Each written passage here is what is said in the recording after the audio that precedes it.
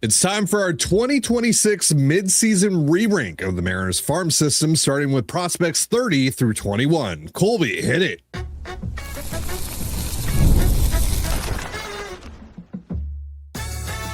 You are Locked On Mariners, your daily Seattle Mariners podcast, part of the Locked On Podcast Network, your team every day.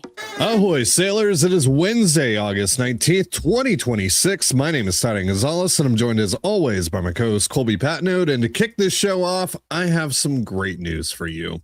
The next three shows, we won't be talking about the 2026 Seattle Mariners. Instead, we'll be unveiling our mid-season re-rank of the Mariners farm system, starting with prospects 30 through 21 today. Now, if this is your first time watching or listening to one of our prospect rankings episodes, firstly, Colby and I aren't prospect guys. We're not claiming to be. Mostly just do this for fun. We rank these guys based on what we've seen and read and heard about them, with like 95% of that information, if not more, coming from places that all of you also have access to. So how this works is I make a top 30 list, Colby makes a top 30 list, then we combine those two using a points-based system to create the list you'll see over the next 3 days. So let's get into it. Now, I will warn you that Colby is on vacation right now and the internet at his Airbnb sucks. So we'll try our best to make this work and make this as presentable as possible for you guys. But yeah, just bear with us on that front. We're going to start with prospect number 30 here, and that would be Hayden Yost. Comes in at number 27 on my list. Colby did not have him ranked. 21-year-old outfielder, now in low A for the Mariners. Mariners 5th round pick out of Florida this year. Finally tapped into some power in his junior year, slugging .589. He's carried that over into his first 11 games in pro ball, in which he already has 5 bombs. Left-handed swing that Joe Doyle told us scouts really love and believe in. Seems like it might be finally coming around. Also has some defensive versatility in the outfield and has already played all 3 spots out there in low A. So yeah, as far as the 30th prospect in a farm system goes, you can do much worse than Hayden Yost. So he winds up making it just barely on our list here. Coming in at number 29 is infielder Leandro Romero, 19-year-old down in the complex league. Comes in at number 26 on Colby's list. I didn't have him ranked. He was 22nd the last time we did this list. A little bit of a skid for Romero here, who has had a disappointing year so far, but he stays on your list, Colby. Yeah, just barely. Didn't feel great about, Yost and a couple other guys from this draft class. Just hadn't seen enough about them and read enough about them and watched them enough to still put them in the top 30. But Romero is one of those guys that's sliding just a little bit. Still an interesting prospect. He's still very young, but overall, he just hasn't quite hit as well as we would like him to hit. But there's some versatility there. There is some bat speed and some power at this stage right now. But he is only 20 years old, and he'll be on that prospect trajectory of like a utility guy, right? And that's what we're looking at here is as a utility guy. Not a high ceiling, I don't think, but he did hit pretty well last year. This year just kind of felt like he didn't really take the next step, which is important for these young guys. So there's still time. He's only 20 years old, but he is a guy who just really didn't impress me all that much. But he stays on the list mostly because I just didn't have a good feel for Yost and somebody else we'll talk about here, Kelly, those types of guys. So he sticks on the list. But yeah, we did this list a month from now, he might not be on it. So got some stuff to work on. Hasn't really, taken that step like somebody who's coming up later at the end of the show has. Somebody I believe we had run pretty close to each other last time around. But Romero's still interesting, but again, kind of more of a utility guy who's still 3-4 years away. So that's just not going to carry a lot of staying power on a top 30 list. Coming in at number 28 is outfielder Aiden Torek, 22 years old, now in high A Everett for the Mariners.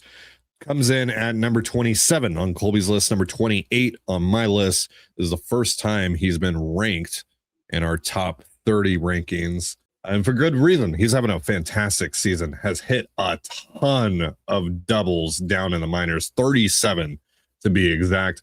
Also has 6 triples, 8 homers to add to that extra base hit tally. And in his first 20 games with Everett, he is slashing 338, 455, 535. That is a 156 WRC plus for Aiden Torek and high A so far. Really good season for him. Not going to play up the middle. So he's a corner outfielder. That puts a lot of pressure on the bat. And there's not a ton of over the fence power. And so, again, corner guys who don't put the ball over the fence, those are tough profiles to really project going forward. But he hit at St. Mary's. He's hit this year with the Mariners at both levels that he's played at. Probably more of a fourth outfielder, but fourth outfielder. But, if you can hit enough, you can force your way into the lineup regardless of, how good of a fit it is positionally.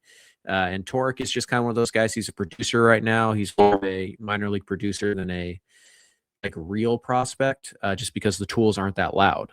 But again, if you're a 55 hit and you can play a manageable left field, you're going to be in the big leagues and you're probably going to stick around for quite a while. So Torek is really interesting. Again, gets, doesn't have the thump, but kind of a fourth outfielder who has a chance to make it because of the hit tool. Maybe he's Eric Falia, maybe he's Spencer Packard, a couple guys who just really hit, but they don't really have any tools that wow you and don't really force their way onto the big league roster. So he might be that guy.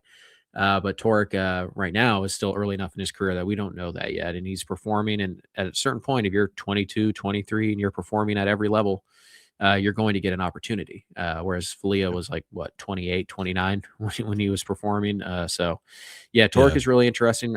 Just a limited ceiling because of the lack of athleticism and the lack of, for now, over the fence power.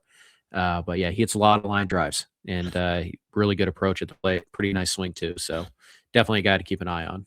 All right. We'll get back into our prospects 30 through 21 in just a moment. But first, a reminder, this episode of the Locked On Mariners podcast is brought to you by KALSHI.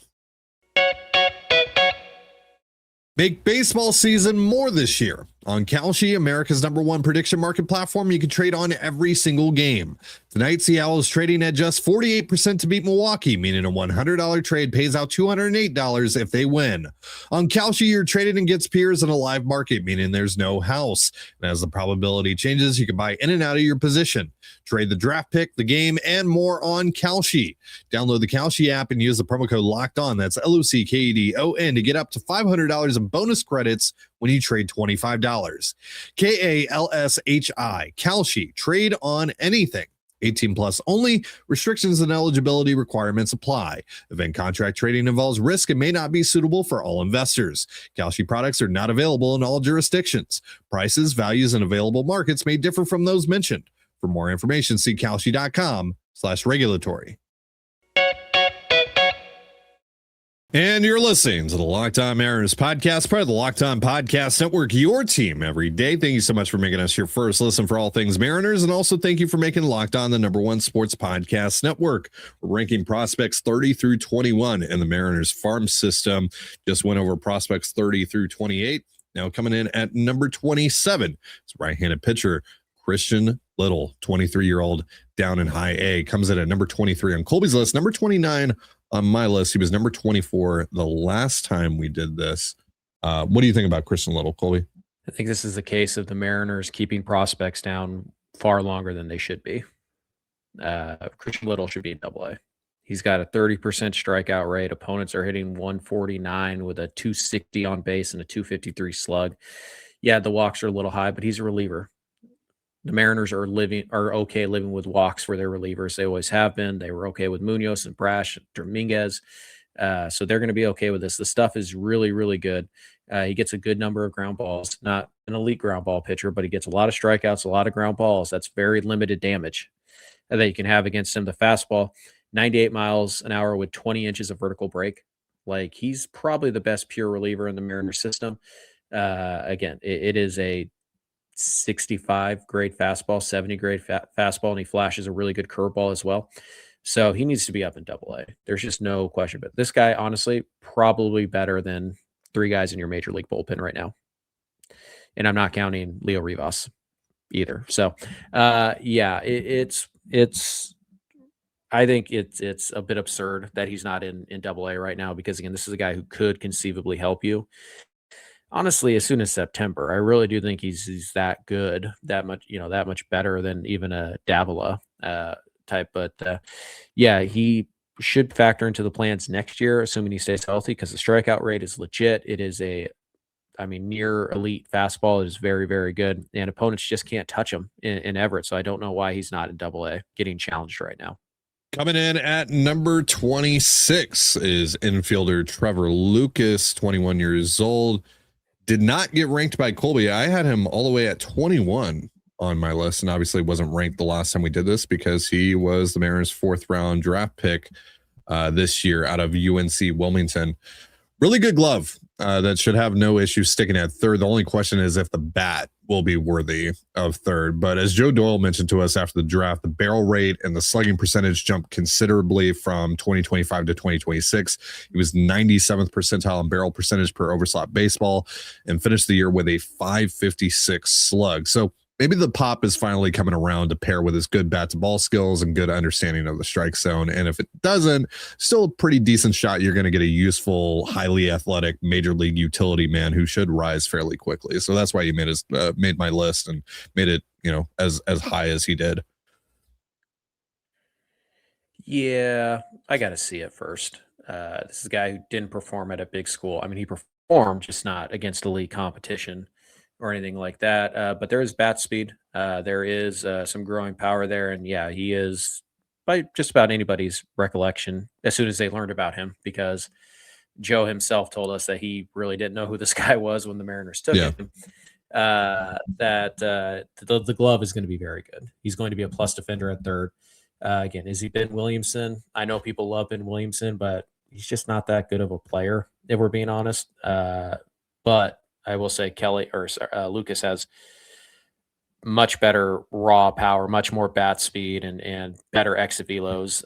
So there really is an interesting profile here for Lucas. I just got to see it. I'm not going to trust a guy at UNC Wilmington with a handful of games in the minors before I put him on my top list here. So it's certainly one of those guys, just like Yost, who's on the periphery of the top 30, and with a good month here could enter next season in my top 30, and certainly has the potential to rocket up into the top 20-ish range with a good year next year. But I got to see Lucas do it against not whoever UNC Wilmington plays. Go Seahawks. But it's definitely somebody to watch because there are a lot of raw tools here. And the Mariners took him in the 4th round, which is a lot of people considered to be a big reach. But I think, once people started to learn more about him and dig into the numbers, I think the draft guys feel like they may have gotten something here that we overlooked. All right. Coming in at number 25 is catcher Josh Caron, 23 years old, now in Double A. Comes in at number 28 on Colby's list, number 24 on mine. Caron was terrible last year, so much so that he completely fell off our top 30. But now he's back with a very strong season that's found him now in Double A, and he's handling that level pretty well so far. 254, 369, 408 in 21 games. He has swung a lot during that time. Very aggressive hitter, especially on pitches inside the strike zone. Prospect Savant has him in the 98th percentile in swing percentage on pitches inside the zone, 84th percentile in swing rate overall. Yet he hasn't chased much. 72nd percentile in chase rate. The problem is he's whiffed a lot, especially on those pitches inside the strike zone. 16.1% whiff rate with a meager 74% in zone contact rate so far in Double A. And both of those numbers fall roughly in line with what he was doing in High A as well. He just wasn't nearly as aggressive. But yeah, overall, good results for him so far this year. Hopefully he can finish strong. Yeah,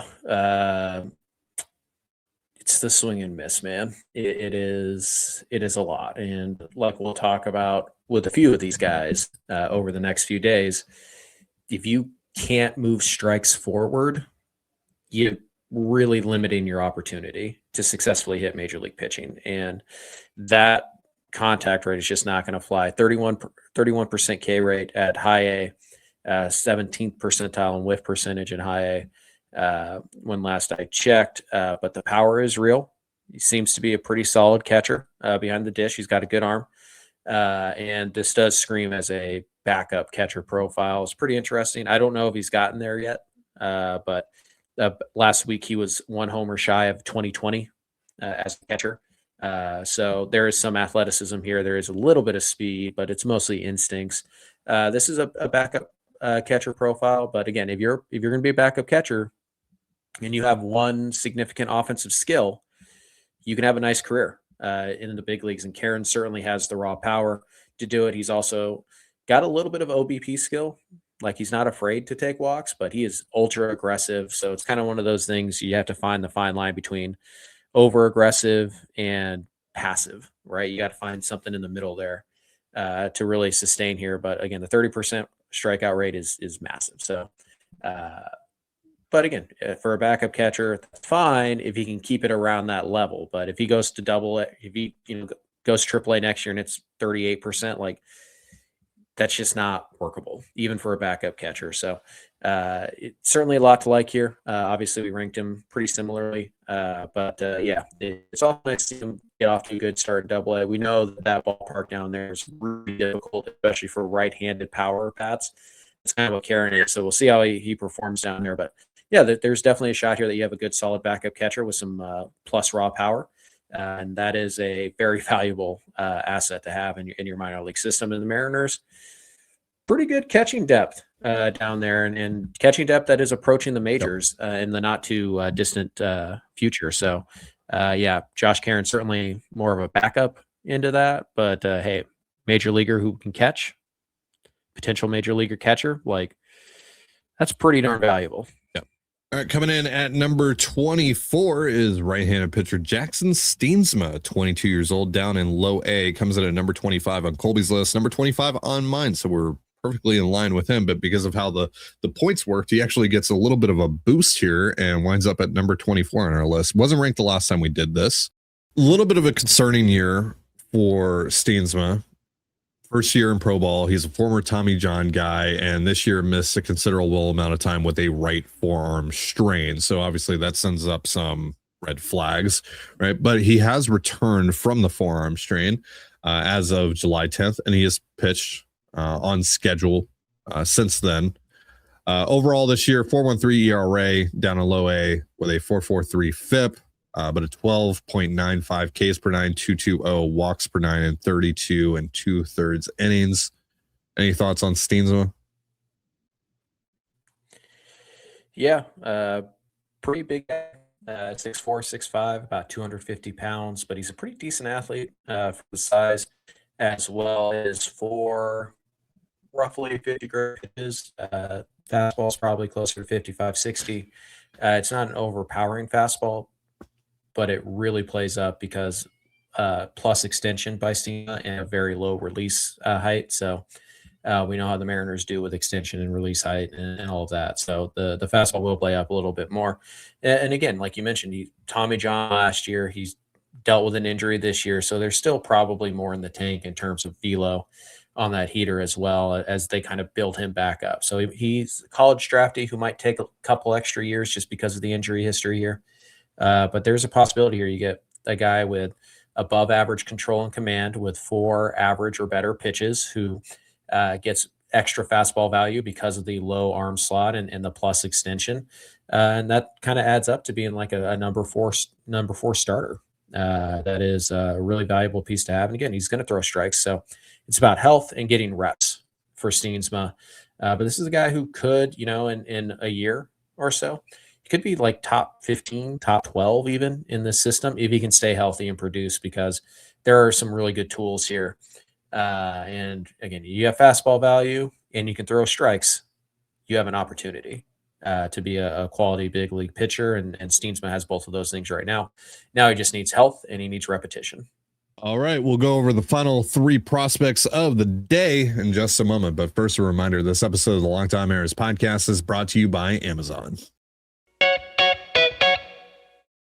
This back-to-school season, spend less on your kids with Amazon. We all know how crazy the back-to-school shopping experience can be. It starts with a few items on the list, then suddenly you're shopping for supplies and clothes and lunch gear and tech and about 10 other things you didn't see coming. It adds up fast. Like when your kid spends days planning the perfect first day of school outfit because they want to make a great first impression. You end up putting almost as much thought into it as they do. At least the first day photos are worth it.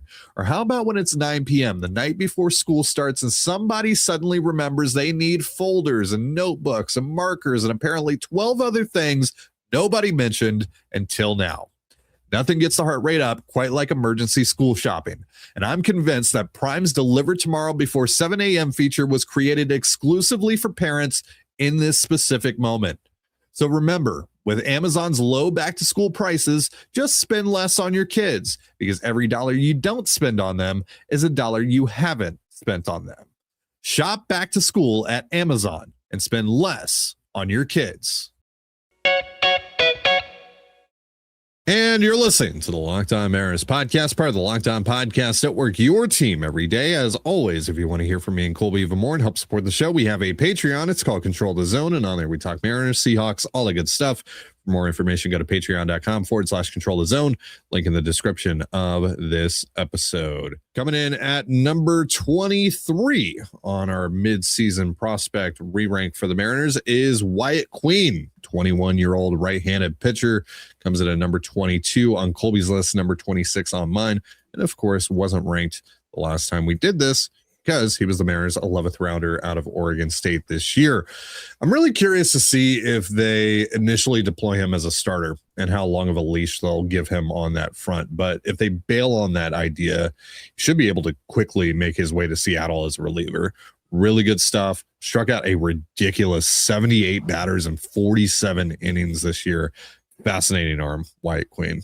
Yeah, good mover on the mound. Throws a lot of strikes, 2+ breaking balls, a curveball and a slider that are both at least 60 grade, if not 65, 70 grade.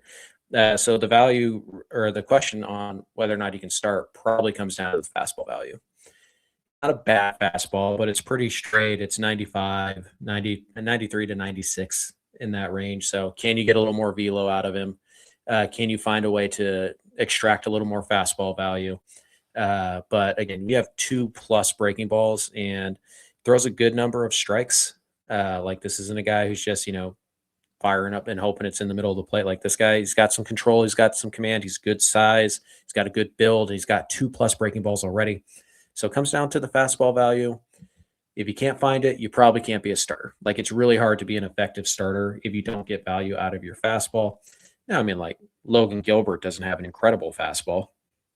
So like, I'm not saying it's impossible, but yeah, I would hope that the idea with Queen is to get him in the rotation and kind of stretch him out and see where he goes, because putting him back in the bullpen won't take him long to get ramped up and major league ready if you put him back in the bullpen. But I think there's a possibility you might have a sneaky, I mean, it's cliche at this point to throw out like, oh, this is the new Bryce Miller or whatever. But I think there's a possibility here that with the breaking balls, you could have, a guy who turns into a mid-rotation starter if you can get the fastball figured out. And if you can't, he's probably a 7th, 8th inning reliever that you found in the 11th round. Like that's pretty good. That's pretty good. So yeah, Wyatt Queen, I'm fascinated to watch and track next year, because I hope they put him in the rotation, because I really do think there's an opportunity here to kind of find a mid-rotation starter. 2+ off-speed pitches as a starting point before you enter pro ball is very rare.